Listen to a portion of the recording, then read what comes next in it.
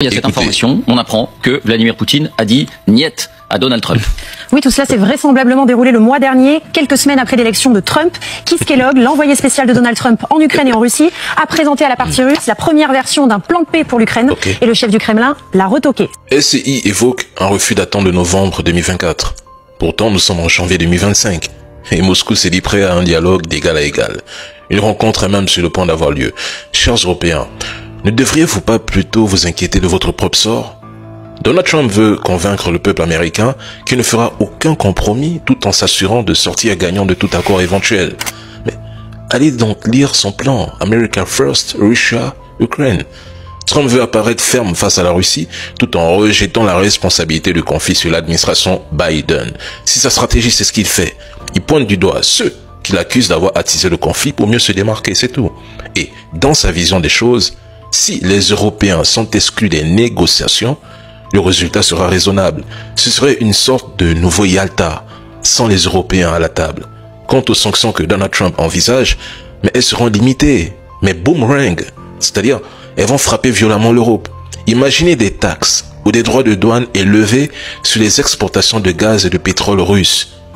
Qui en paierait le prix, quand même?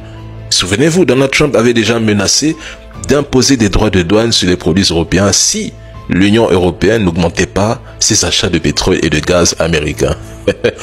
Et malgré 3 ans de guerre, il semble que cette leçon ne soit toujours pas comprise. Les gars, la réalité est simple.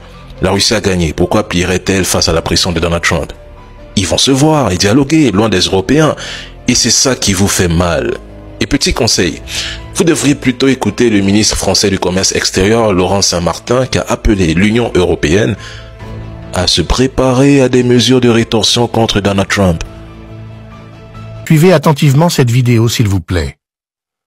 Vous comprendrez les principales raisons pour lesquelles les puissances occidentales empêchent les pays africains de se développer correctement. Avant de continuer, aimez dès maintenant cette vidéo en cliquant sur le bouton « J'aime ». Cela montre à YouTube que la vidéo vous apporte une information utile et elle sera proposée à d'autres personnes. N'hésitez pas à partager cette vidéo sur Facebook et WhatsApp pour ouvrir les yeux au maximum d'Africains. Merci pour votre soutien. Poursuivons maintenant. La famille, enfin c'est officiel, que de bonnes nouvelles dans l'AES. Le passeport de l'AES sera mis en circulation dès le 29 janvier 2025, marquant officiellement la sortie de l'AES de la CEDEAO. Tout ce que nous avons espéré jour et nuit, c'est concrétisé la famille.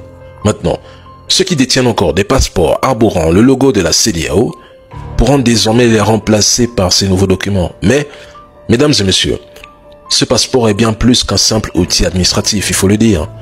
Il symbolise la souveraineté retrouvée des 3 nations et leur volonté de construire une alternative régionale qui reflète leurs aspirations géopolitiques et souverainistes.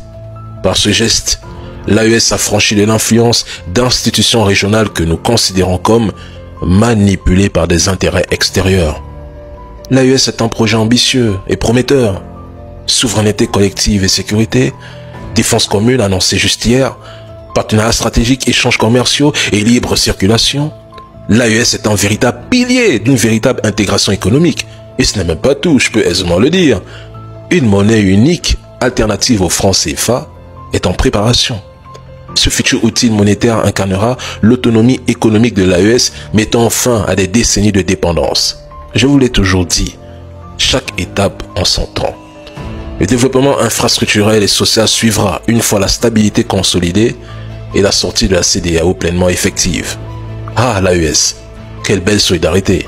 Honnêtement, j'admire ces 3 pays, même dans l'espace numérique. Ils affichent une unité remarquable. Leur opposition commune à toute tentative de déstabilisation et d'ingérence extérieure est juste exemplaire. Ils savent se coordonner, se soutenir et avancer ensemble. Oui, on peut le dire. Bravo à l'AES. Honnêtement, je vous tire le chapeau.